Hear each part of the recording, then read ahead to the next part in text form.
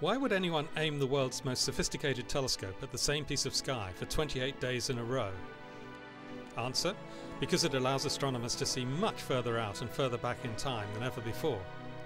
American and European scientists today unveiled the deepest portrait of the visible universe ever achieved by humankind, the Hubble Ultra Deep Field.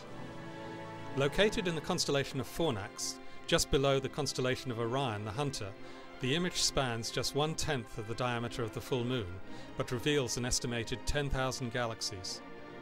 The ultra-deep field shows galaxies that are 2 to 4 times fainter than Hubble could see previously, so Hubble takes us to within a stone's throw of the Big Bang itself.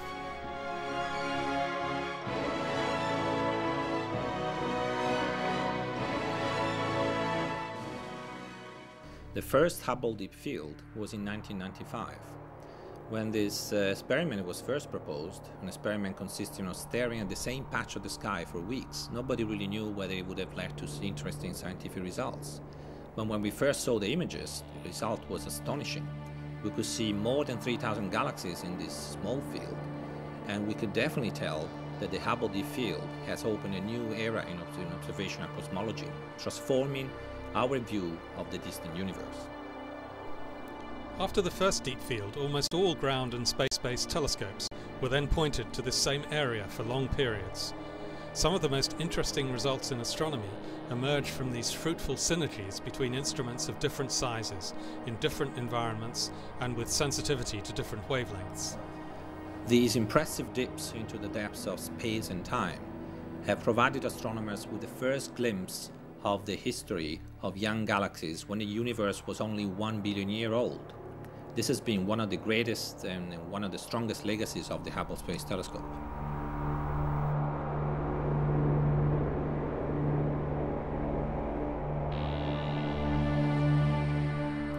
The new Hubble Ultra Deep Field image is studded with a wide range of galaxies of various sizes, shapes and colours.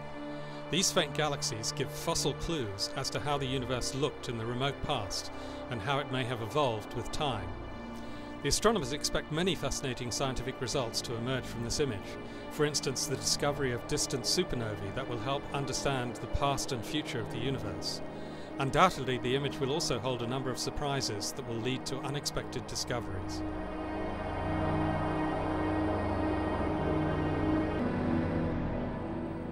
One of the great things about Hubble is that there are many different instruments on board the telescope that can make different observations at the same time.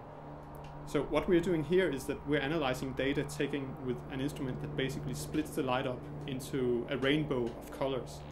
And those observations are made with a prism like this one here, and they basically allow us to study the physical properties of galaxies in a lot of detail and really learn how these things work, what powers them. This historic new view is actually 2 separate images taken by 2 instruments: Hubble's ACS camera and the NICMOS instrument. The combination of ACS and NICMOS images will be used to search for galaxies that existed between 800 and 400 million years after the Big Bang. NICMOS sees even further than the ACS. It reveals the furthest galaxies ever seen because the expanding universe has stretched their light into the near-infrared portion of the spectrum. When Hubble looks at the very distant universe, it looks back in time. We could try to sketch this. If this is the Hubble Space Telescope here we are 14 billion years after the Big Bang. The first Hubble Deep Field was able to see out to here, 12 billion years of cosmic history. This new ultra deep field pushed this exploration beyond, further back in time. So for the first time we can access the first billion year of cosmic history. And for the first time we can see first stars and the first galaxies which form right at the end of the so-called Dark Ages. The NASA ESA Hubble Ultra Deep Field is likely to remain the deepest image of the universe for the next decade or so, until an ESA Ariane rocket launches the James Webb Space Telescope in 2011.